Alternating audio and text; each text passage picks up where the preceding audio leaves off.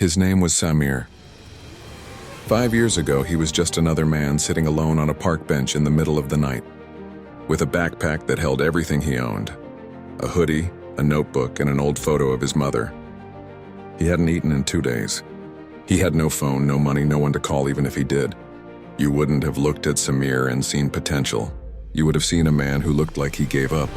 But the truth was he hadn't. He just ran out of chances. Samir wasn't always homeless. He once worked at a tech repair shop, had a small apartment, even dreamed of starting his own business. But life unraveled quickly. The shop closed down. His landlord raised the rent.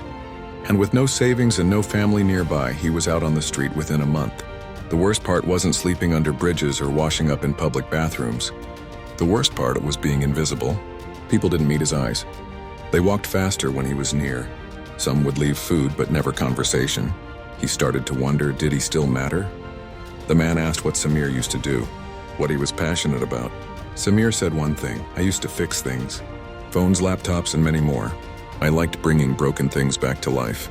That sentence, on simple, honest, planted a seed. The man handed Samir a business card and said, if you're serious about rebuilding, come see me tomorrow. And Samir did.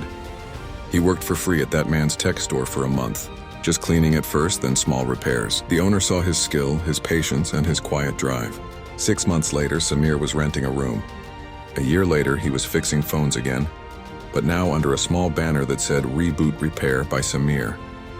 He started with one table at a weekend market. Then came word of mouth. Customers loved his honesty. He didn't upsell, didn't fake problems, he just fixed things.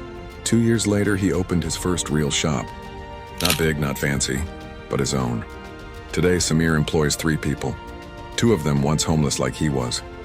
He speaks at shelters, telling his story not to impress, but to remind people, you're never as far gone as you think. Because sometimes all it takes is one chance, one conversation, one person who sees the fire in you, even when the world only sees ashes. This isn't just a story about homelessness.